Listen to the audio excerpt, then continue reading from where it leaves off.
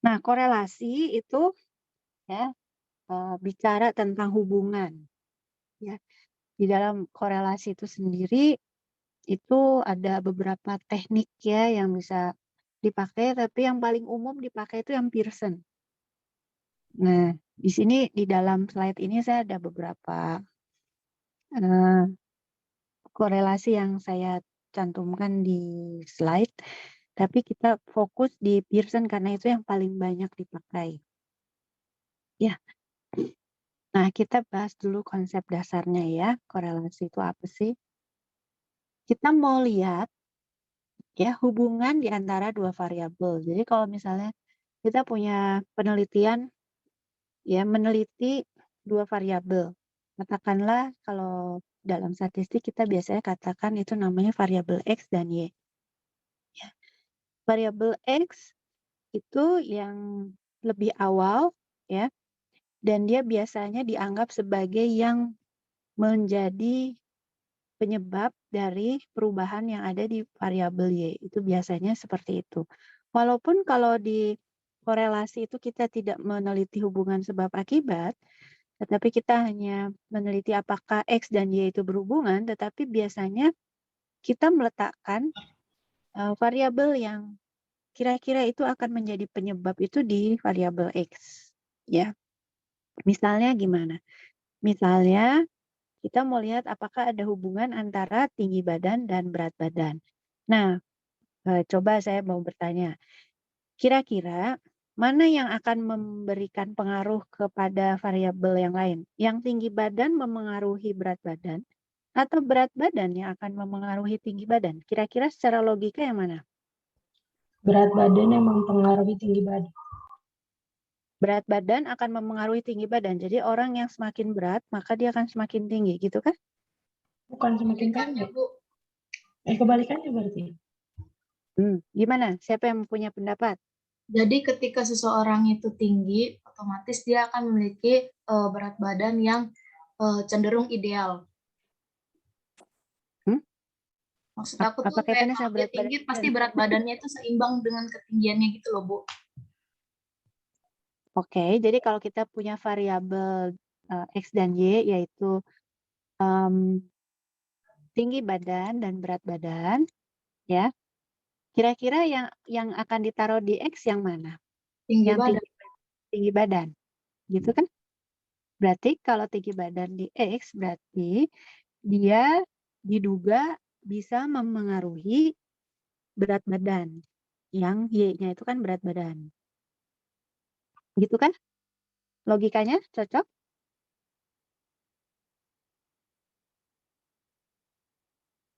Begitukah? Iya, Bu. Oke ya. Nah, itu ya cara kita meletakkan. Jadi mana yang kita anggap sebagai variabel yang bisa memengaruhi itu namanya kita sebut sebagai independent variable. Ya. Variabel kita singkat sebagai IV ya, kalau variabel bahasa Indonesianya variabel bebas gitu. Itu yang di X. Lalu variabel Y-nya itu sebagai variabel yang tergantung atau dependent variable. Kalau tergantung itu maksudnya perubahan nilainya itu tergantung dari X. Jadi kalau katakanlah stabil ya, semakin tinggi orang, maka berat badannya juga akan logikanya semakin bertambah. Begitu ya. Tapi kalau berat badannya bertambah belum tentu tinggi badannya bertambah kan, tidak sebaliknya begitu ya. Nah, ini penempatan X dan Y. Coba saya tanya lagi. Yang namanya dependent variable tuh X apa Y? Iya, Bu. Y ya. Bahasa Indonesianya apa? Tergantung. Betul. Ya. Oke. Gitu ya.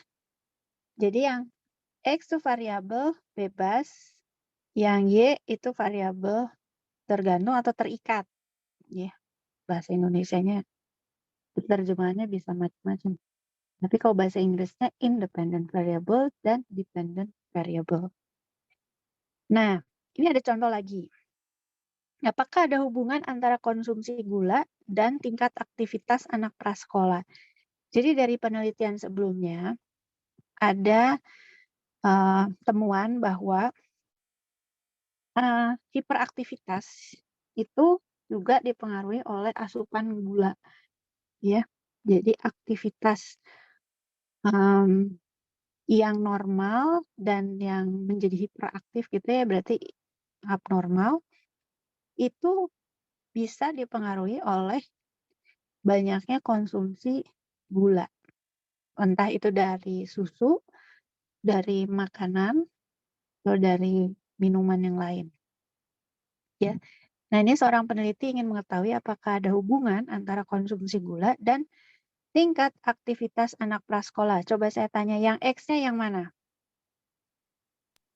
Konsumsi gula. Ya. Variabel independennya yang mana? Konsumsi gula. Iya, betul. Ya. Nah, dia bisa dapat data dengan cara observasi atau melakukan tes. Kemudian dia analisis hasil pengamatan itu melalui uji korelasi karena dia mau lihat hubungannya. Ya. Nah, ini datanya. X tadi asupan gula, Y itu apa? Tingkat keaktifan. Ya. Nah, ini datanya. Jadi kalau asupan gulanya kadarnya 1, tingkat keaktifannya juga levelnya 1. Ya, dan seterusnya sampai si orang anak ke F. Ya, pencatatannya sampai 6 orang anak. Kalau kita gambarkan data tadi dalam diagram pencar, ya, maka kita akan mendapatkan titik-titik seperti ini. Titik ini didapat dari mana? Coba kita lihat data. X1, Y1. Ya. Berarti kalau di sini kan X1, ya, X1, Y1. Ini kan sumbu X ya. Ini sumbu Y, gitu kan? X1, Y1. Itu anak pertama, gitu kan? Terus anak kedua 1, 3. Berarti X-nya 1, Y-nya 3. Nah, titiknya ini. Gitu ya. Masih ingat kan pelajaran ini ya? Bisa kan? Ada yang perlu penjelasan tentang titik-titik ini? Tidak, Bu. Bisa ya? Oke, kita cek. Coba orang KF 75, tuh titik yang mana?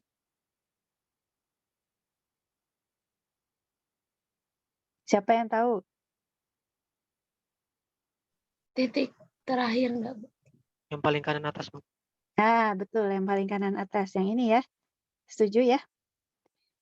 Oke. Setuju. Nah, bagus. Jadi, ya dari titik-titik ini, ya, kalau kamu membayangkan, bisa nggak kamu membayangkan sebuah garis imajiner di gini? Bisa? Garisnya imajiner, nggak ada sebenarnya. Bisa? Bisa Bisa. ya? Nah ya.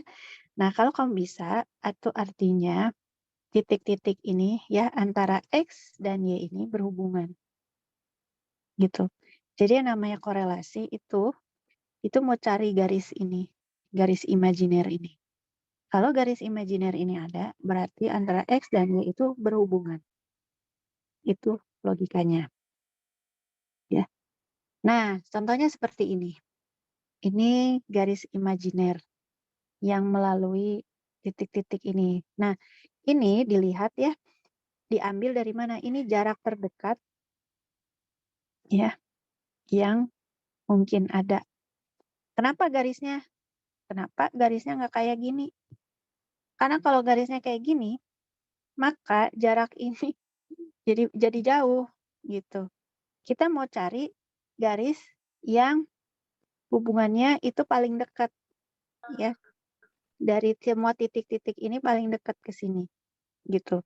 Jadi kalau kita bikin garisnya, misalnya garisnya gimana? Ini misalnya, kan ini lebih jauh, ya kan? Jarak ini ke sini jadinya lebih jauh gitu. Ketimbang garis yang ini.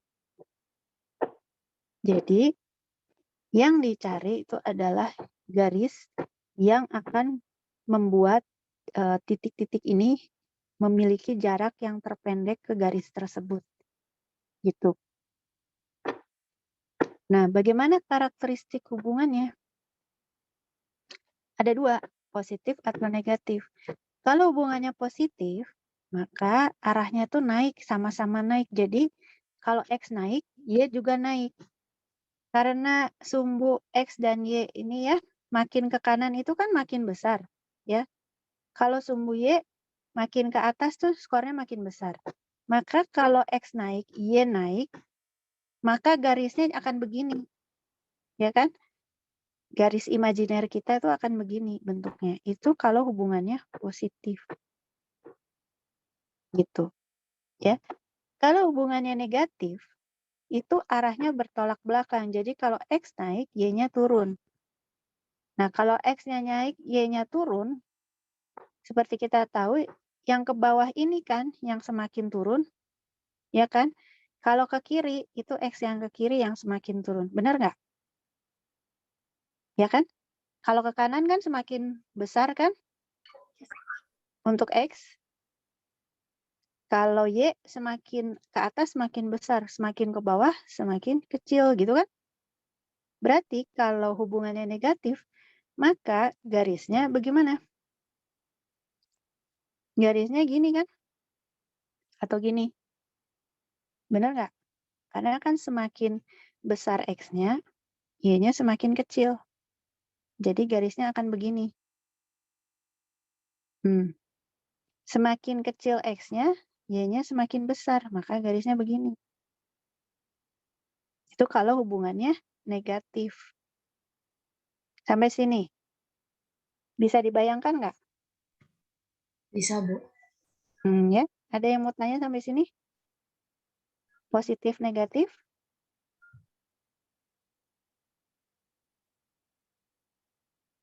Bisa diikuti? Bisa. Ya, kita lanjut ya kalau begitu. Coba sekarang, ada pertanyaan nih di bawah. Hubungan antara suhu udara dan banyaknya minuman dingin yang laku terjual tuh kira-kira hubungannya positif atau negatif? Negatif. Kenapa negatif? Karena ketika suhu udara itu meningkat, jumlah minuman dingin yang laku itu sedikit terjual. Tapi kalau suhu udaranya itu menurun, kayak misalnya panas begitu, jumlah minuman dingin yang laku tuh otomatis banyak yang terjual. Bukannya kebalik ya? Suhu udara itu makin tinggi makin panas loh. Oh, maaf, Pak. Maksud aku tuh kalau dia semakin tinggi, pokoknya kalau dia semakin dingin, minuman dingin yang laku itu sedikit. Kalau semakin panas, minuman yang dingin itu tuh lakunya terjual makin banyak. Gimana? Semakin Kalau dingin? suhunya panas, minuman dingin yang laku itu yang banyak. Jadi kalau panas dia banyak gitu loh, Bu. Gimana sih cara ngomongnya? Ada yang bisa bantuin nggak? Menata kata-kata. Siapa yang punya usul? Michael? Kalau suhu udaranya panas, minuman dingin yang terjual itu bakal banyak, Bu. Karena kan suhunya panas, jadi banyak yang kegerahan. Kalau suhu udaranya dingin, minuman dingin yang laku terjual itu sedikit, Bu. Karena kan sejuk, jadi nggak perlu minuman dingin. Nah, gitu, Bu. Kira-kira gitu ya. Nah, itu hubungannya positif apa negatif tuh kalau kayak gitu? Positif, Bu. Nah, kalau itu mah positif ya, kalau penjelasannya seperti tadi. Ya, karena kan semakin panas udaranya, semakin banyak minuman dingin yang terjual kan? Kalau penjelasannya tadi ya, maka dia hubungannya akan menjadi positif. Maka garisnya begini nih. Garis imajiner kita akan mengarah ke kanan atas begini. Ini ciri dari hubungan yang positif. Jadi sebenarnya kalau korelasi itu sebelum dihitung, kamu lihat dulu scatter plot ini. Jadi jangan terlalu semangat menghitung ya. Lihat dulu scatter plotnya, buat prediksi ini ada hubungannya atau enggak. Dan hubungannya itu positif atau negatif. Baru kita buktikan lewat perhitungan statistik. Begitu. Ya. Kalau begini, ini hubungannya apa? Positif atau negatif?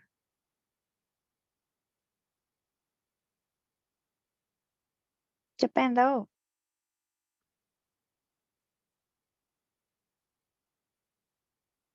Hubungannya positif apa negatif? Siapa nih yang jawab nih? Dain. Dain Vivi ini bacanya, kamu namanya panggilnya siapa sih?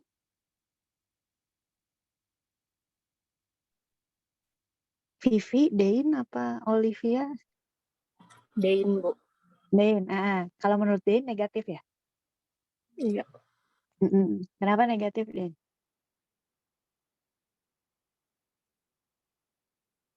Kuncinya lihat dari mana?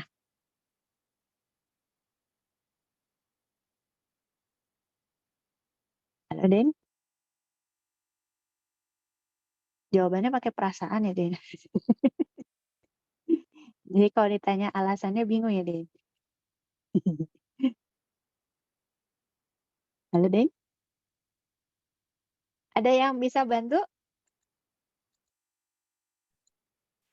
Lihat dari angkanya enggak, Bu? Dari nilainya. Maksudnya gimana? Lihat dari kalau semakin rendah X sama Y-nya. Kalau X rendah, Y-nya ikut rendah juga, Bu. Ataupun kebalikannya gitu enggak, Bu? Kalau X-nya rendah, Y-nya ikut rendah itu hubungannya positif. Tris. Kan? X semakin tinggi apa gimana, Bu? Ini kan X-nya semakin besar apa semakin kecil nih? Besar, Bu. Nah, kalau Y-nya gimana? Y-nya semakin besar atau semakin kecil? Makin kecil. Nah, jadi negatif apa positif? Negatif. Nah, kalau Michael bagus nih, dia langsung visualisasinya aja dilihat dari garisnya. Garisnya kenapa Michael? Garisnya warnanya biru gitu atau gimana? Dilihat Enggak, Bu. garisnya tuh Miringnya. miringnya. Miringnya gimana?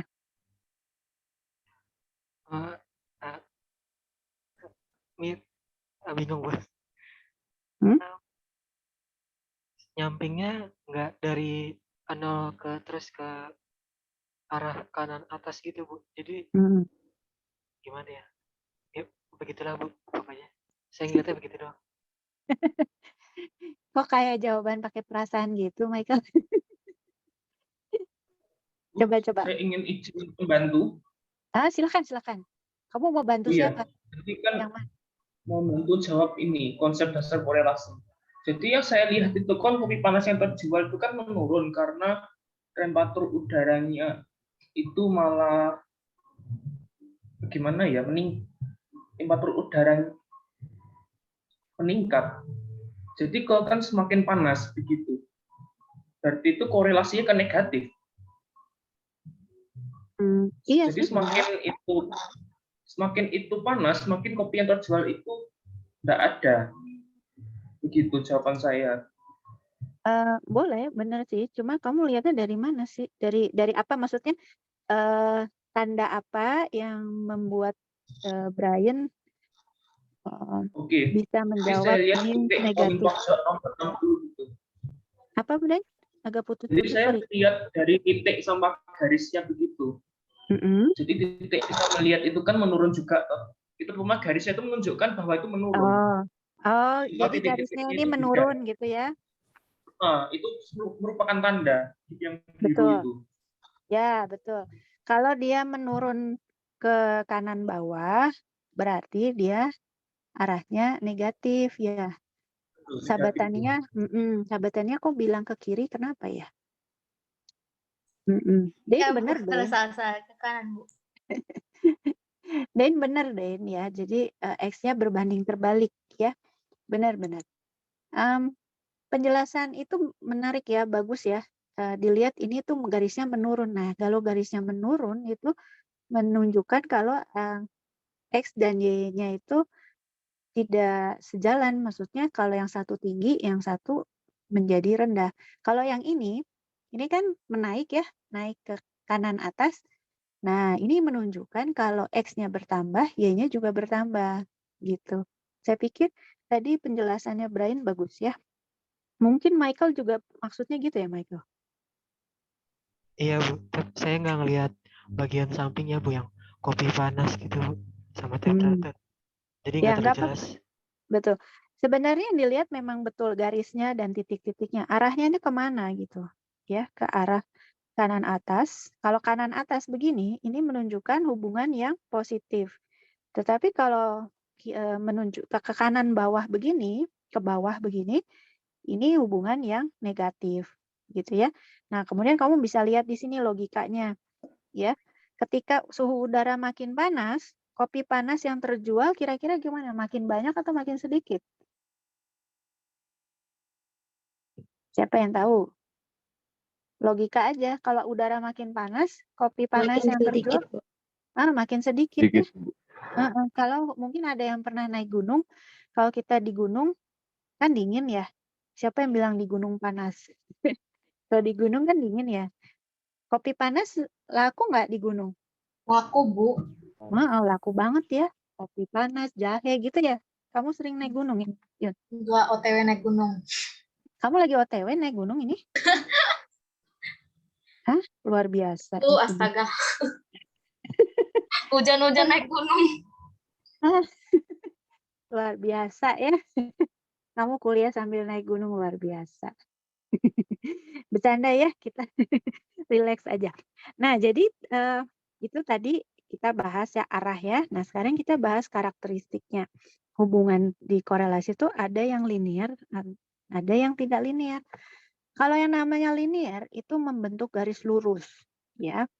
Linear itu selalu garis lurus. Kayak yang tadi ini contoh ya, yang kita bahas tadi ini adalah linear karena garisnya lurus.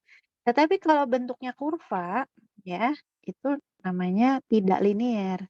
Tapi ada hubungan yang tidak linear. Misalnya ya, ini tadi kan linearnya kayak gini nih. Ini nggak linear. Ya. Waktu reaksi tuh di saat remaja tuh cepet banget ya. Nih, di saat-saat umur belasan tuh waktu remaja cepet banget.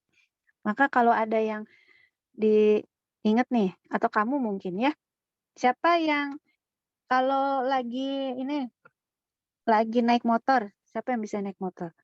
Lagi naik motor, kalau di lampu merah gitu, begitu hijau langsung bisa digas cepet banget. Siapa coba? Nggak Atau ada. kalau hampir semua kayak gitu kali ya? Susah. Soalnya kan dari berhenti langsung ngegas ya jempale. Atau kalau ada yang lakson langsung emosi, cepet ya reaksinya. Itu kalau remaja. Tetapi kalau sudah tua, ya, kamu pernah lihat kakek-kakek nyetir sekitar umur 70-an gitu? Pernah lihat? Siapa yang pernah lihat? Nah, Kalau pernah lihat? ya. Michael, gimana? Kalau di lampu merah atau ada yang klakson gitu, gimana coba? Cepet nggak? Enggak. Lama gitu kan ya? Ya, gitu. Jadi waktu reaksi ya itu makin cepat ketika umur remaja, tapi kemudian semakin bertambah umur itu semakin melambat lagi, ya. Gitu. Nah, itu ada hubungan, tapi hubungannya tidak linear, jadi nggak kayak gini, gitu. Beda ya. Oke? Sampai situ jelas? Ada yang mau tanya? Bisa ya? Linear nggak linear? Tahu ya bedanya ya? Oke? Lanjut ya.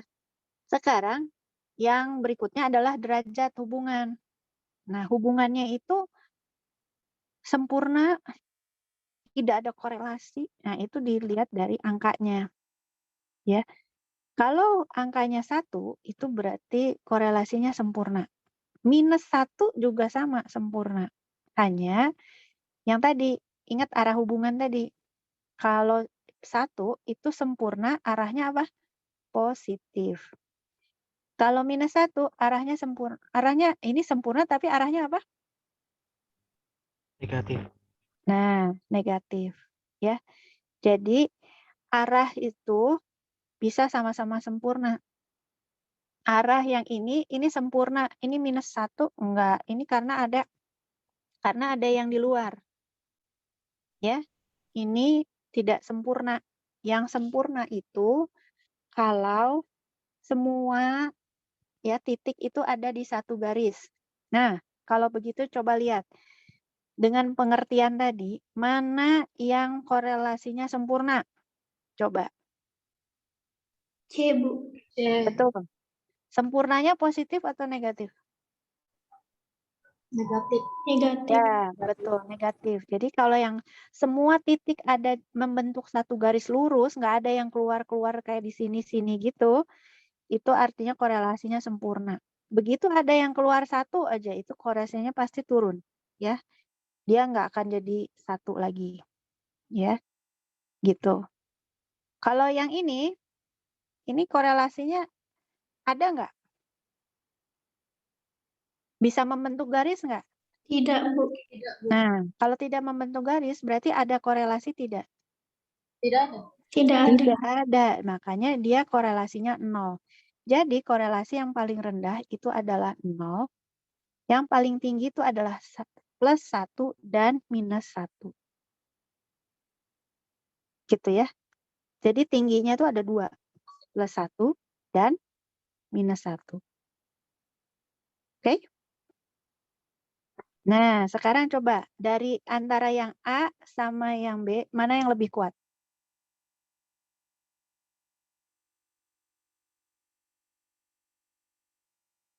Paling kuat Paling Yang lebih kuat yang Ah. yang A, ya. Kenapa yang A? masih jaraknya tuh berdekatan, Bu.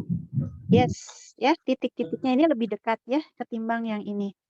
Ini lebih jarang ya, lebih jauh, jadi garisnya itu ya nanti akan lebih dekat ya dengan semua titik gitu. Kalau begini kan jaraknya nanti akan lebih jauh. Ya. Oke, sampai sini ada yang mau tanya?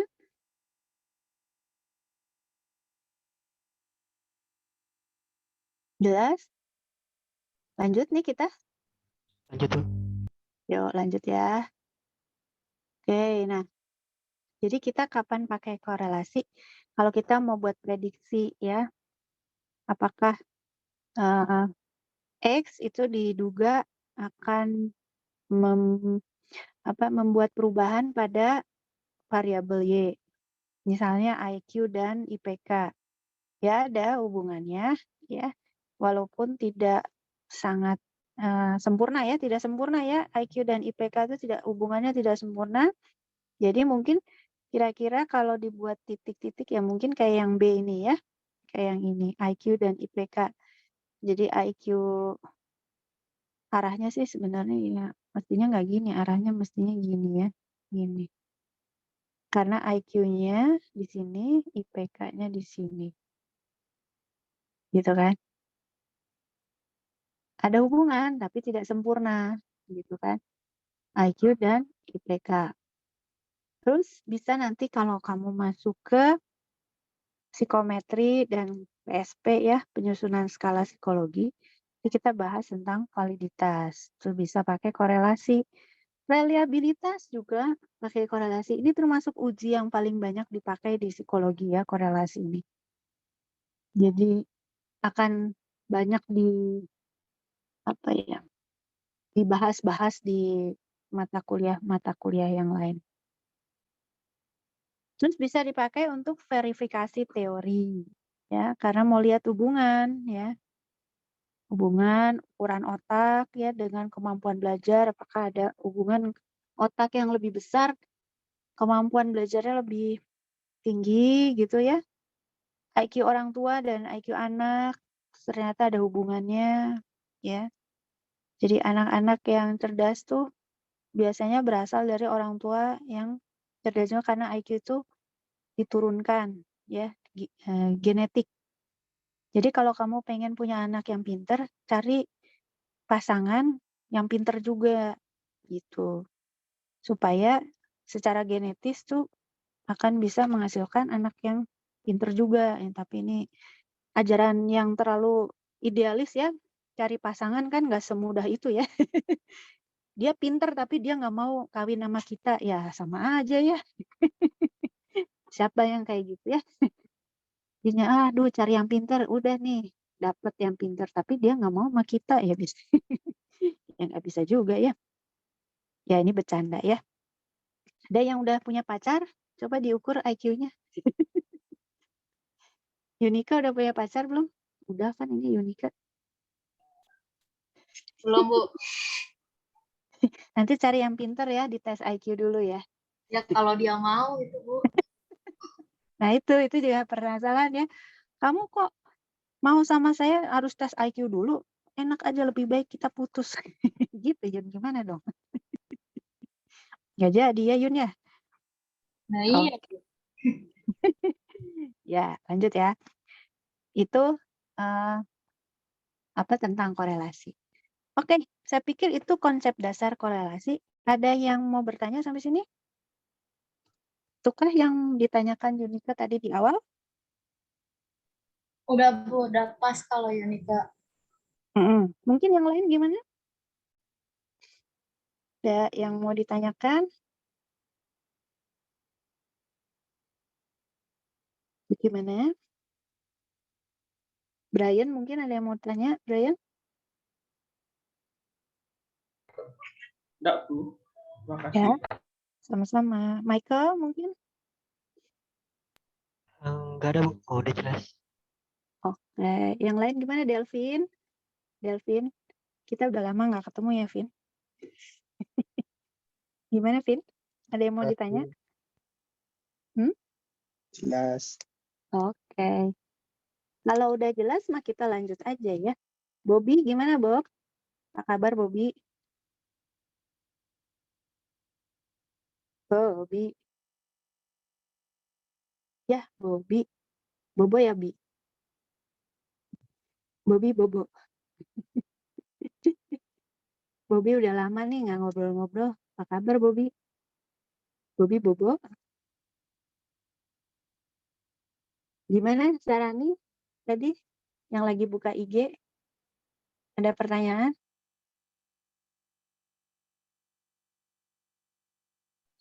Tidak, Ibu, sudah jelas. Kamu nggak lagi di diskotik kan? Enggak, Bu. Oke. Trace, gimana Trace? Nggak ada, Bu. Oke, kalau nggak ada, untuk regresi gimana? Ada yang mau ditanya nggak?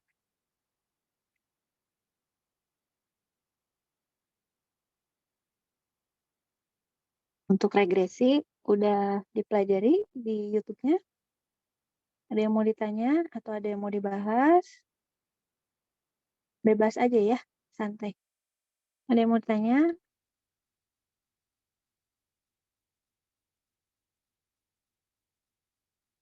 Ada yang perlu dibahas ulang, mungkin bagian-bagian yang kurang jelas?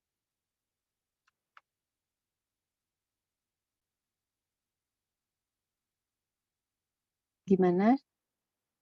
Pribadi?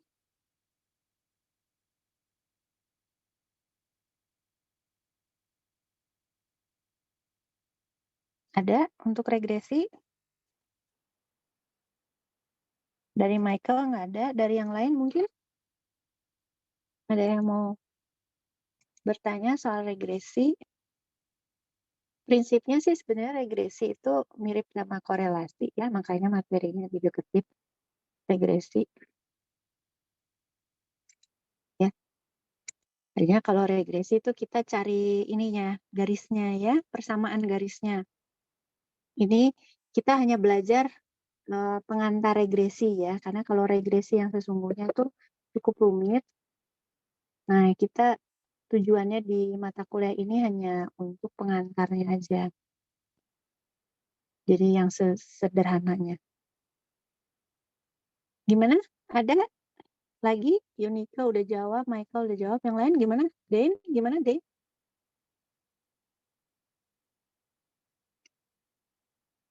Ada pertanyaan? Desta nggak ada. Desta ini bukannya pembawa acara itu ya, Desta? Bukan, Bu. Oh, bukan ya? Aku kayaknya pernah nanya Saudaranya, juga. Bu. Saudaranya Desta. Oke deh, Itu Desta. Markel, Bu. Iya. Soalnya itu anakku suka nonton Desta, jadi aku jadi tahu ada Desta. Oke deh. Louis, thank you udah nggak respons. Baik, kalau nggak ada, kita masuk ke non-parametrik ya. Non-parametrik, Hmm,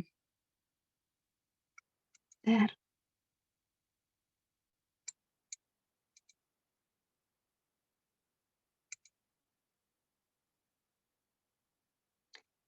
Nah, non-parametrik itu dari namanya itu artinya dia tidak ada parameternya. Jadi uji-uji yang kita pelajari selama ini itu adalah uji parametrik.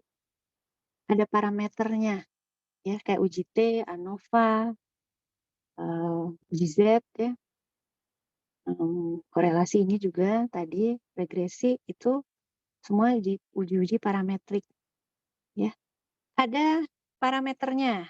Nah, kalau non parametrik itu dia mulai skalanya, kalau Anda ingat ya dulu skala kita belajar ada nominal, ordinal, interval, dan rasio.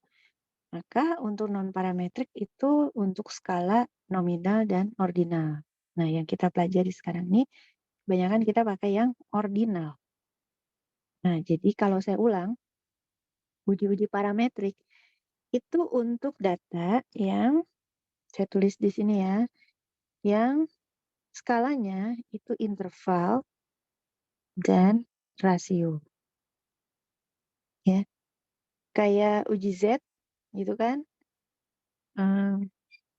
dia harus, kalau Anda ingat kurva normal, Z-score ada di tengah itu 0 ya. Ini kan skalanya minimal interval atau rasio ya, bisa juga rasio tapi biasanya interval atau rasio. Nah, kalau non parametrik itu bicara data-data yang ordinal atau nominal. Nah, kita akan belajar yang ordinal. Nah, ordinal ini banyak sekali dipakai di psikologi. Ya, skala ordinal ini. Kayak skala sikap, ya, yang Likert, itu banyak kan datanya ordinal. Oke. Kenapa kita pakai skala ordinal? Karena skala ordinal tuh bentuknya ranking. Ya. Dalam eksperimen tuh banyak ya. Kita pakai ranking. Nanti kita lihat lagi ya. Contoh, kalau kita buat penelitian tentang kematangan anak TK, susah untuk bikin skala yang sangat tajam gitu ya, mengukur kematangan. Yang bisa kita observasi itu hanya nanti menghasilkan anak yang matang dan belum matang. Itu saja, tapi seberapa matang tuh sulit sekali untuk membedakan antara satu anak dengan yang lainnya. Misalnya ya, kita kasih skor kematangan itu 0 sampai 10 misalnya. Sulit sekali memberikan perbedaan ya antara yang akan dapat skor 10 dengan yang dapat skor 9, apalagi 9,5, 9,9. Aduh, susah sekali. Lain dengan berat badan, ya, tinggi badan, itu gampang kita ngukurnya. Ya. Tapi kalau masalah psikologis itu sering sulit untuk memberikan ukuran yang tepat gitu, yang sangat pas. Kita hanya bisa bikin dalam bentuk kategori aja.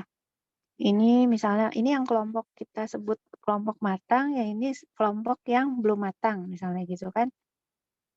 Atau kalau kita di HRD, kelompok pelamar yang kita sarankan dan tidak disarankan untuk diterima, gitu ya.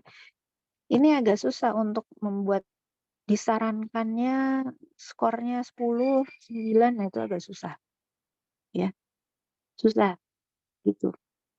Nah, kenyataannya di dalam psikologi itu seperti itu. Kebanyakan tuh bicara soal kategori-kategori ini, ranking aja. Oh, dia ranking yang lebih tinggi itu karena dia lebih matang. Yang ini masuk ranking yang lebih bawah karena dia belum matang. Gitu. Ya. Nah, ranking itu juga lebih sederhana. Ya, contohnya, kalau saya membandingkan 2 orang, misalnya A dan B, akan lebih mudah kita ngomongnya kan kalau kita bicara sehari-hari kan kita ngomongnya lebih mudah kan. Si A itu lebih tinggi daripada B. Gitu kan lebih gampang ya ngomongnya. Ketimbang A itu tingginya 175 cm dan B itu 160. Terus orang yang diajak ngomong kan bingung. Mikir dulu kan prosesnya gitu kan. Oh, berarti A lebih tinggi. Nah, kesimpulannya juga jadikan sederhana. Kesimpulannya jadi A lebih tinggi daripada B gitu aja kan kesimpulannya. Nah, ranking itu lebih sederhana gitu. Ya. Susah sekali kalau dalam kehidupan ini kita harus bilang kamu tuh sama si B lebih berat mana? Ya lebih berat saya lah dibanding dia. Atau kamu lebih tua daripada dia. Ya misalnya kamu sama siapa misalnya? Kalau ada saudaramu nanya gitu, ini kamu sama dia ini siapa sih yang lebih tua? Gitu kan? Saya dong, saya yang lebih tua, saya lahir duluan gitu kan. Tapi kan saudaramu kan nggak akan mungkin nanya gini, kamu lahir tanggal berapa? Terus dia nanya ke yang satunya, kamu lahir tanggal berapa? Kayaknya nggak mungkin ya. Dia pasti kan akan tanya yang simpel kan. Siapa yang lebih tua? Gitu kan. Gitu. Siapa yang kakak, siapa yang adik. Jadi konsep ranking itu lebih sederhana. Dalam kehidupan sehari-hari itu seperti itu. Data aslinya mungkin nggak memenuhi salah satu asumsi untuk prosedur statistika tertentu. Misalnya nggak berdistribusi normal. Ya itu parameter yang harus ada. Makanya disebut non-parametrik. Ya, karena parameter yang dimaksud seperti berdistribusi normal itu tidak terpenuhi. Gitu. Jadi ketika datanya tidak berdistribusi normal, kita nggak bisa pakai uji T. Ya, kita harus pakai uji-uji yang non-parametrik. Gitu. Oke, terus kita lanjut ya. Skor aslinya itu terlalu bervariasi. Ya. Ada data yang ekstrim. Contoh, kadang eksperimen. Ya, itu kan menghasilkan data yang nggak terhingga. Kamu pernah tahu maze ya? Maze tuh tulisnya maze. Pernah tahu maze? Ada eksperimen pakai maze. Ini pernah terjadi nih. Saya kan dulu ngajar eksperimen yang langsung kita bikin eksperimen gini. Dulu anak-anak bikin maze gini terus pakai kayak labirin gitu. Kamu pernah tahu labirin? Jadi ini misalnya dibelok-belokin gini gitu ya. Nah, terus si apa tuh? Dia sih dulu bukan pakai tikus tapi pakai apa ya dulu? Pakai hamster. Kamu tahu hamster? Tahu, Siapa yang? Bu. Nah, ya. Nah, dia pakai hamster. Terus kira-kira gitu ya. Nanti ujung-ujungnya ya titik lah. Males gue gambarnya. Nah, apa-apa lah ya. Ngerti kan ya? Tahu kan ya? Bisa membayangkan nggak? Nanti si hamsternya masuk dari sini terus diharapkan keluar di sini. Kamu bisa bayangin? Bisa, Bu. Nah, bisa ya. Nah, dikasih makanan nih ceritanya di luar gitu kan. Nah, si hamsternya suruh cari nih makanan ini supaya bisa keluar. Ada hamster yang nggak keluar-keluar dong. Sampai kita udah mau pada pulang. Terus mau ditunggu sampai kapan ya? Si hamsternya nggak keluar-keluar. Ya udah akhirnya kan kita selesaikan saja eksperimennya ya daripada kita tunda. Kita tunggu sampai kita ketiduran semua gitu ya. Nah, akhirnya lah dikasih skor si hamster itu gagal atau ya. Jadi ada hamster yang mungkin dia hanya butuh 10 menit misalnya. Ada hamster yang butuh 5 menit. Ada hamster yang butuh misalnya 15 menit. Nah, hamster yang keempat ini karena dia nggak keluar-keluar, kita kasih dia tidak terhingga. Nah, kalau kita pakai uji T atau uji parametrik, ini nih nggak bisa diskor. Karena Tidak berhingga itu tidak ada angkanya. Kita nggak bisa uji. Mau pakai uji T nggak bisa. ANOVA apalagi, ya nggak bisa. Jadi akhirnya kita menggunakan ranking dan ini ditaruh di ranking yang terakhir. Gitu. Nah, itu kita bisa tetap menguji hasil eksperimen ini tetapi dengan menggunakan uji non-parametrik. Gitu. Ya, itu manfaat dari uji-uji non-parametrik. Nah, sekarang gimana sih cara kita memberikan ranking? Nah, caranya ya, kita urutkan dari ranking yang paling kecil ke paling besar. Ya, kalau ada data yang kembar, itu kita kasih ranking yang berurutan, lalu ranking tersebut kita cari rata-ratanya. Jadi, misalnya skor aslinya yang paling atas ya, kita punya data kembar ini dan ini, data kembar. Kita urutkan dulu skor tersebut dari kecil ke besar. Lalu kita kasih ranking. Ranking 1, ranking 2, dan 3 kan? Nah, 2 dan 3 ini dijumlah, lalu dibagi 2. Nah, makanya di sini 2,5, di sini 2,5. Tuh, bisa ya? Lalu di sini ranking 4. Nah, 9, 9, 9 ini 5, 6, 7. 5, 6, 7 ini ditambah, terus dibagi 3. Kan cari rata-ratanya ya. Nah, makanya di sini 6, di sini 6, di sini 6. Gitu. Sampai sini. Bisa nggak cara membuat ranking? Ada yang mau tanya? Bisa? Ada yang mau tanya sampai sini? Bisa semua cara bikin ranking? Bisa, Bu. Bisa ya? Oke, kalau bisa kita lanjut ya. Sekarang gimana statistikanya untuk data ordinal? Nah, nanti kamu bisa lihat di appendix bagian E di dalam e-book. Di situ ada uji-uji. Ada uji Mann-Whitney, ada Wilcoxon, ada Kruskal-Wallis, ada Friedman. Nah, ini alternatif. Jadi ketika uji T independen nggak bisa dilaksanakan karena mungkin datanya tidak berdistribusi normal, kita bisa memakai alternatif yaitu uji Mann-Whitney. U itu lambangnya ya, statistikanya. Kalau uji T kan statistikanya T, nah kalau Mann-Whitney itu U. Gitu. Kalau uji T yang repeated nggak bisa digunakan karena data tidak berdistribusi normal misalnya atau kita menggunakan data ranking, ya kayak tadi ada yang tidak terhingga skornya. Nah, alternatifnya kita bisa pakai Wilcoxon. Kalau ANOVA itu alternatifnya Kruskal-Wallis dan Friedman. Ya, ANOVA independen kita pakai Kruskal-Wallis, ANOVA yang repeated kita pakai yang Friedman. Gitu. Oke, ini itu apa ya? Kalau ya setaranya gitu ya yang antara parametrik dan yang non parametrik.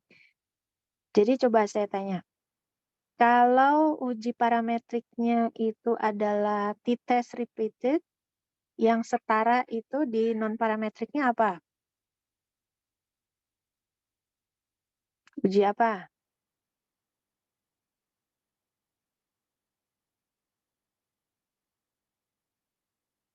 Ayo, siapa yang bisa?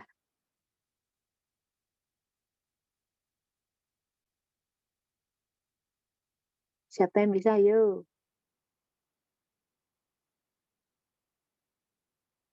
Yang setaranya apa?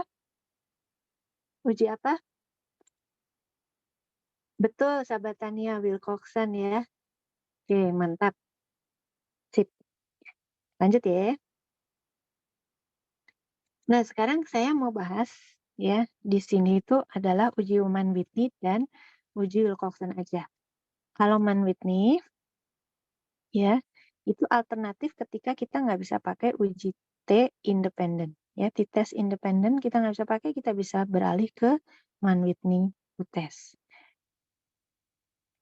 Sama seperti uji T ya, maka kita menggunakan dua sampel yang terpisah atau independen ya, atau logika yang lain apa namanya? Between subjects. Ya, ada dua kelompok subjek yang berbeda. Jadi dia mengevaluasi perbedaan dari dua perlakuan. Ya. Bisa yang satu dikasih misalnya obat pelangsing, yang satunya enggak, gitu kan. Jadi populasi yang pakai pelangsing, yang satunya populasi yang enggak pakai apa-apa, misalnya obat apapun. Prinsipnya apa? Perbedaan yang nyata, jadi kalau benar-benar ada perbedaan nyata ya, signifikan dari kedua perlakuan itu akan membuat skor dari satu sampel itu lebih besar. Itu kan logikanya gitu ya. Dibandingkan skor sampel yang lain. Kalau skor dari kedua sampel itu digabungkan dan diberi ranking, maka ranking yang lebih besar akan berkumpul di salah satu sampel. Itu logikanya aja, ya kan? Kalau memang perlakuan itu atau treatment yang diberikan itu berhasil, maka akan ada perbedaan nyata dari kedua kelompok itu kan. Skor dari kelompok yang satu akan lebih besar, sehingga kalau ketika di ranking, rankingnya juga akan lebih besar. Kan logikanya begitu, ya. Jadi H0-nya dan H1 ya, tidak ada perbedaan di antara dua perlakuan, H1 ada perbedaan di antara dua perlakuan. Ini sama aja dengan kalau H0 tuh nggak ada ranking yang lebih tinggi, ya logikanya gitu. Kalau H1 ada ranking yang lebih tinggi yang berkumpul di salah satu kelompok sampel, gitu. Nah, contoh gini, ada sampel A dan sampel B, ya. Sampel A datanya yang di atas, sampel B yang perlakuan 2 ya. Nah, kedua sampel ini kita gabung, kita ranking. Ini kan ada 12 data ya, 12 angka. Nah, coba kita beri ranking dari 12 angka ini. Ya. Kita berikan ranking, yang ranking 1 itu kan ini. Ya, ranking 1 kan paling kecil kan? Ranking 2 itu yang ini. Ya kan? Ranking 3 berikutnya yang ini. Ya, ranking 3 nih. Jadi ranking 2, ranking 3. Terus berikutnya yang ranking 4 ini. Itu kan? Ranking 5 ini. Betul nggak? Ranking 6 gitu ya. Sampai sini masih bisa diikuti? Bisa, Bu. Ya. Sampai yang terakhir itu di sini ranking 12. Gitu. Bisa ya? Oke, sampai sini bisa diikuti. Saya mau pindah slide soalnya. Ada yang mau tanya dulu sampai sini? Nggak ada, Bu. Oke, kalau nggak ada kita lanjut ya. Setelah itu, kita kasih perbandingan, kasih poin. Ya, kasih poin untuk setiap skor dalam sampel B yang rankingnya lebih tinggi daripada sampel A. Artinya kan berarti dia punya skor yang lebih besar dari sampel A. Nah, coba ya. Ini Ini 7 ya. Dibandingkan yang ini dia lebih besar kan? Nah, berarti dapat 1 poin. Terus 9 dibandingkan 7 lebih besar atau lebih kecil? Lebih besar kan? Berarti dia dapat poin 2. Terus ini lebih besar atau lebih kecil dari 7? Kecil. Kecil. Kecil, jadi dia nggak dapat poin. 10 dibanding 7 lebih besar atau lebih kecil? Besar. Nah, jadi dia dapat poin 1 lagi. 12 lebih besar? Ya kan? Lebih Jadi dia dapat poin 4. 3 lebih besar atau lebih kecil? kecil. Lebih kecil kan? Jadi dia nggak dapat poin. Jadi 7 itu dapat poinnya 4. Gitu. Ya. 7 dapat poinnya 4. Sampai sini bisa diikuti? Bisa ya. Ada yang mau diulang ini? Bagian yang ini? Ini bagian khasnya Uman Whitney nih. Ya, Bu, tolong diulang soalnya tadi putus-putus. Boleh, boleh. Ntar saya ulang. Kok nggak bisa dihapus sih? Sebentar. Bentar ya. Saya ulang ya. Nah, kita mau kasih poin untuk setiap skor di sampel A. Kita mau kasih poin dulu untuk skor 7. Ya. Caranya gimana? Caranya bandingkan dengan ranking yang ada di sampel B. Kalau ranking yang ada di sampel B itu lebih besar daripada angka 7 ini, maka kita berikan 1 poin. Gitu. Kita mulai dari ranking ke-11 ini. 11 dibanding 7, mana yang lebih besar? 11? Ya kan? Kalau 11 lebih besar daripada 7, maka kita beri poin 1. Sekarang pindah ke sebelah. 9. 9 dibanding 7, mana yang lebih besar? 9, Bu. Nah, berarti kita kasih poin 1 lagi. 6 dibanding 7, lebih besar nggak? Enggak, lebih kecil. Nah, berarti kita tidak kasih poin. 10 dibanding 7, lebih besar nggak? Iya, Bu. Kalau lebih besar berarti kita tambah 1 poin. 12 dibanding 7. Lebih besar? Iya, Ya. Kalau lebih besar kita kasih poin. 3 dibanding 7.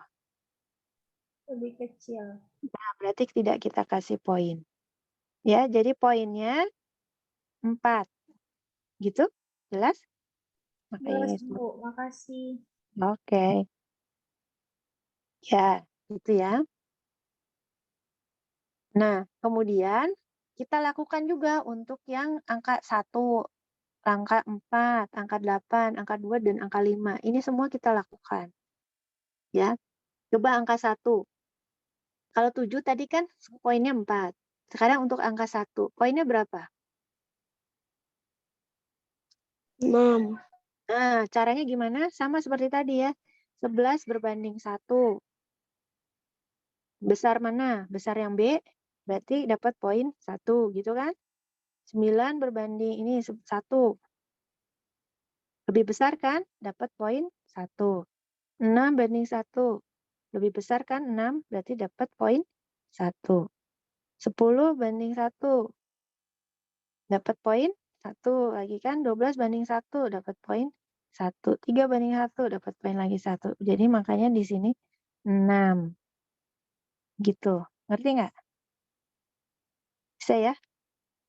Ada yang mau ditanya di sini?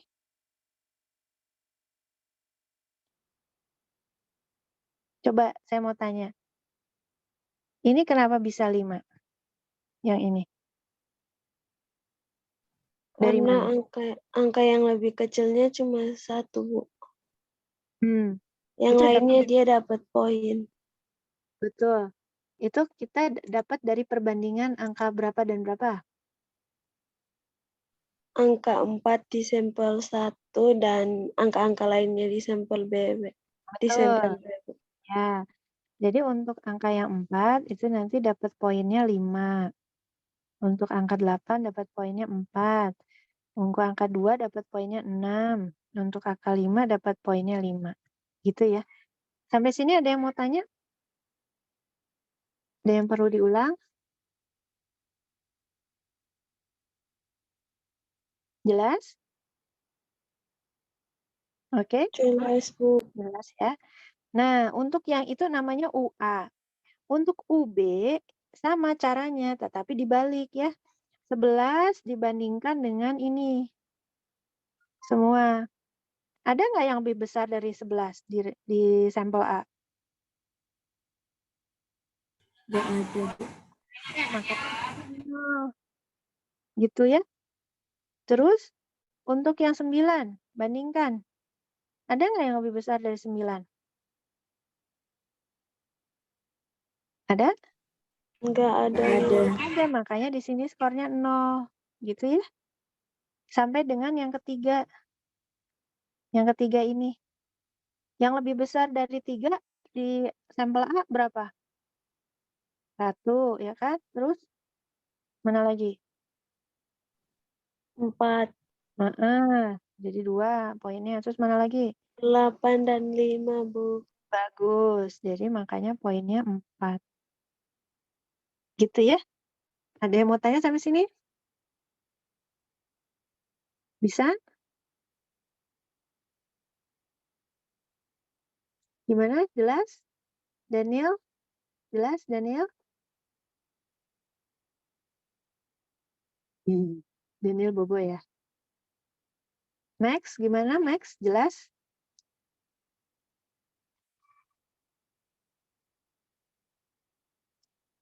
Ada yang mau tanya sampai sini? Nggak ada, Bu. Jelas. Jelas ya? Oke, thank you Max dan yang lain tadi. Kita lanjut ya. Nah, sorry. Ketinggalan. Nah, U ya, U untuk Manwithni adalah yang paling kecil. Jadi kalau ini yang paling kecil yang mana? 6 kan? Jadi angka U-nya, U hitungnya itu adalah 6. Ya. Lalu kita bandingkan dengan U tabel. Ya. Kalau mau ngecek gini, UA tambah UB itu harus sama dengan NA kali NB. NA itu 6, NB-nya 6. Jadi kan 36. Ya. UA 30, UB 6. Nah, itu harus sama. Kalau nggak sama, berarti ada yang salah di dalam kita memberikan ranking ini. Gitu ya, membandingkan ranking. Tuh. Itu untuk ngeceknya. Nah, kalau sampelnya besar, pakai prosedur ini tapi nggak usah dipikirin lah. Ini kalau sampelnya besar, maka ini sama aja dengan uji T. Jadi ya nggak usah terlalu dipikirin. Kalau sampelnya besar kan biasanya berdistribusi normal. Jadi lebih baik kita pakai uji T aja. Ya, gitu. Nah, yang sampel besar saya loncat aja. Kemudian, bagaimana uji signifikansinya? Tolak H0 jika U hitung itu lebih kecil sama dengan U tabel. U hitung kita tadi 6, ya. Sekarang kita lihat U tabel. Kalau U hitung kita itu lebih kecil sama dengan U tabel, maka kita tolak H0. Bisa menolak H0, ya. Ini adalah tabelnya di B9A, ya. Kita cari yang 0,05 itu yang dicetak biasa. Kalau itu yang one tailed, kalau yang two tailed 0,05 itu yang dicetak tebal. Gitu. Ya. Nah, kalau kita mau lihat tabel ini, maka kita perlu cek NA dan NB. Nah, karena tadi NA dan NB itu 6 ya. 6 dan NB-nya juga 6. Nah, kita tinggal lihat mau pakai uji one tailed atau two tailed. Satu ekor, satu sisi atau dua sisi. Kalau kita mau pakai two tailed, berarti U tabelnya 5. Kalau mau pakai one tailed, berarti U tabelnya 7. Gitu aja. Ya. Nah, U hitung kita tadi berapa? Siapa yang masih ingat U hitung kita? 6, Berapa? Bu. Nah, betul, 6. Nah, kalau kita pakai two tailed, ya, maka kita dapat U tabelnya adalah 5. Dengan kriteria uji tadi, tolak H0 jika U hitung lebih kecil dari U tabel, berarti kalau kita pakai two tailed tadi, kita tolak H0 apa terima H0? Tadi U hitung kita 6. U tabel kita kalau pakai two tailed, tadi kita dapat berapa? 5 kan? Coba kita lihat lagi. Nah, ya kan? Kita dapat 5. Ya kan? Nah, jadi ini 5. Berarti Diterima. kalau H0 terima H0. Ya, kalau two Diterima. tailed terima 0. Coba kita pakai one tail. Kalau one tail berapa? 7 ya. One tail 7. Kalau one tail 7. Nah, kalau 7 one tail berarti tolak 0 atau terima 0? Tolak. Tolak Nah, H0. tolak 0. Gitu ya kesimpulannya. Gitu. Ada pertanyaan kah?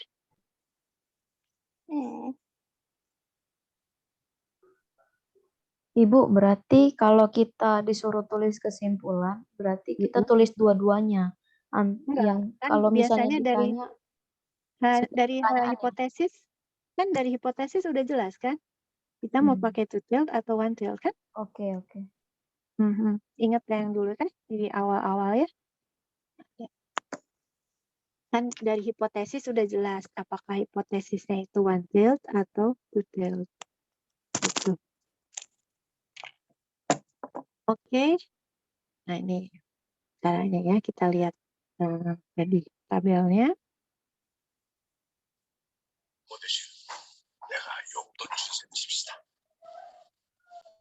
Nah, sampai sini adakah yang mau bertanya tentang Uman Whitney? Simpel banget ya perhitungannya. Karena biasanya sampelnya tuh dikit-dikit eksperimen kan paling sampelnya cuma 5, 6, ada 4. Jadi nggak mungkin berdistribusi normal. Makanya kita perlu uji-uji seperti ini. Ada yang mau tanya tentang Uman Whitney?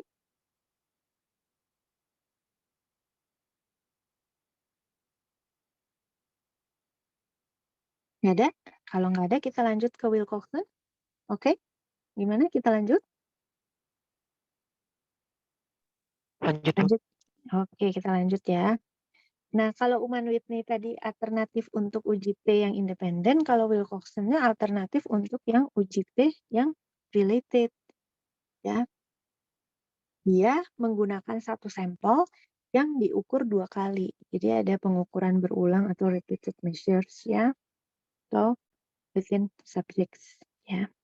Dan dia mengevaluasi perbedaan dari 2 perlakuan untuk setiap individu. Jadi misalnya before, after gitu ya. Pre-test, post-test, sebelum dikasih treatment dan sesudah dikasih treatment misalnya gitu ya.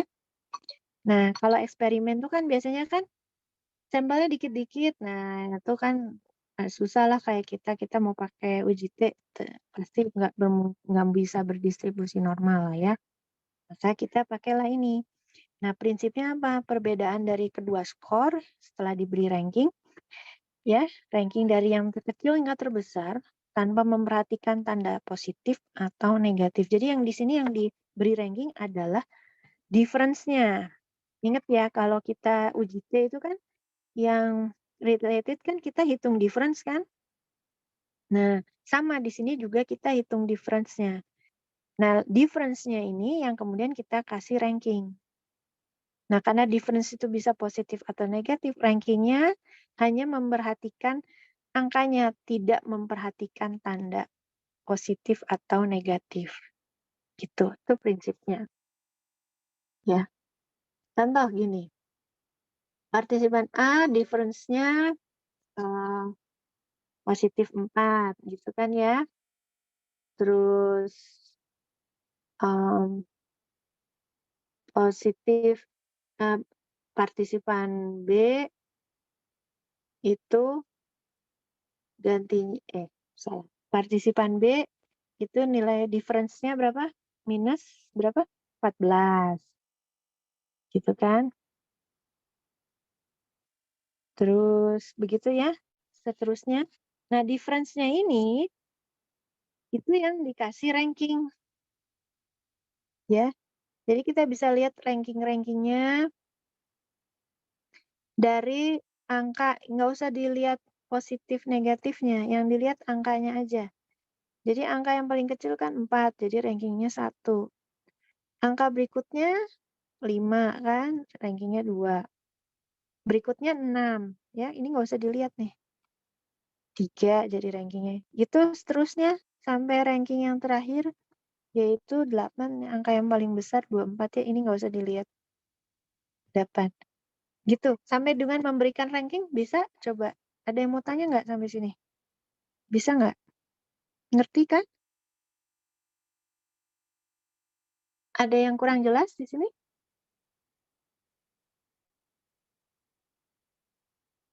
Bisa? Bisa, Bu. Bisa ya? Oke, kalau bisa kita lanjut ke slide berikutnya. Nah, kemudian baru kita lihat ya yang tanda positif sama tanda negatif. Lalu kita hitung jumlah rankingnya, ranking positif sama ranking negatif. Jumlah yang terendah itu yang kita pakai sebagai T besar hitung. Nah, lambangnya T besar kalau uji T kecil, kalau Wilcoxon T besar lambangnya. Ya. Nah, yang terendah jadi sigma R. Nanti kan kita sigma R positif dan sigma X negatif. Sigma ranking positif ya, itu kita bandingkan dengan sigma ranking negatif. Yang terendah itu kita beri kode T besar, itu adalah T hitung kita. Gitu. Kita lihat yang ini ya. Kembali ke data yang tadi. Jumlah ranking positif itu 3. Karena kan yang positif tuh kan datanya hanya +4 dan +5. Rankingnya kan 1 dan 2. Jadi jumlah ranking positif yang tandanya positif tuh 3. Jumlah ranking yang tandanya negatif itu kan 5 tambah 7 tambah 3 tambah 6 tambah 4 tambah 8 itu 33. Maka T hitung kita itu adalah 3. Sampai sini. Jelas nggak? Ada yang mau tanya? Gimana? Ada yang mau tanya nggak? Jelaskah? Sampai kita ke perhitungan ini? Jelas, Bu. Lanjut ya. Ada yang mau Ada. tanya nggak Kak, sebelum terlalu jauh? Oke. Lanjut kita. Lanjut ya, slide berikutnya ya. Nah, kemudian kita bikin hipotesis. H0 itu tidak ada perbedaan di antara dua perlakuan dan H1 itu ada perbedaan di antara dua perlakuan. Ya.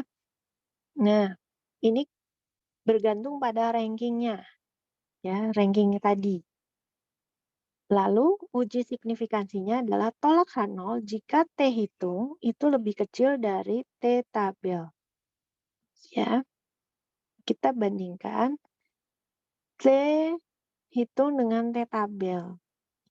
Nah, karena tadi N-nya 8 kan, kita mau pakai alfanya berapa? Alfa misalnya 5%, ya, untuk uji 2 two-tailed, ya, karena yang kalau yang atas tuh one-tailed, yang ini two-tailed. Kita pakai yang two-tailed, ya, kita dapat T tabelnya itu adalah 3. Nah, 3 dibandingkan T hitung kita tadi. T hitung kita tadi berapa? 3. Nah, 3 kan T hitung kita. Dia kan harus equal to or less than.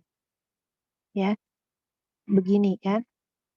T hitung dibandingkan T tabel. Nah, jadi apa kesimpulannya?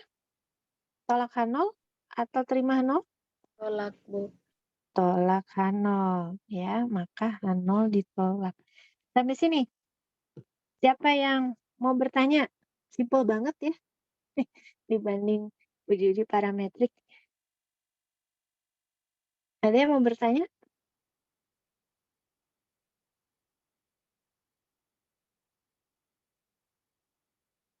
Gimana? Ada yang perlu diulang? Mungkin pas sinyalnya kurang jelas, mungkin. Ada? Gimana? Jelaskah? Jelas, Bu. Oke, kalau begitu. Kalau bisa ya. Nah, mungkin ada beberapa catatan ya. Ada kalanya difference-nya itu 0. Ya. Strateginya kalau difference-nya itu 0, artinya kan skor di perlakuan 1 dan 2 itu sama ya. Strateginya kita kurangi dengan mengeluarkan individu itu. Jadi jumlah sampelnya berkurang gitu. Itu kalau ada difference yang 0. Gitu. Ini kalau kita mau laporkan di jurnal internasional biasanya pakai standar APA itu kayak begini. Ini kalau pakai standar APA. Ya, gitu. Ada pertanyaan kah? Pribadi?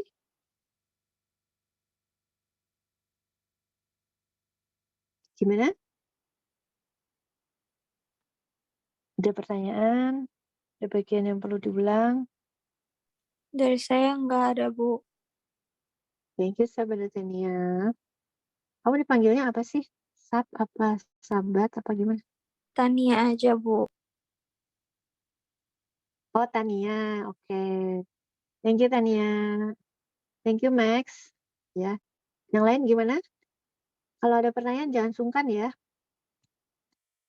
Kalau tidak ada, mungkin kita bisa bahas soal-soal latihan, ya. Kalian bisa unduh dari itu, dari Have Learn.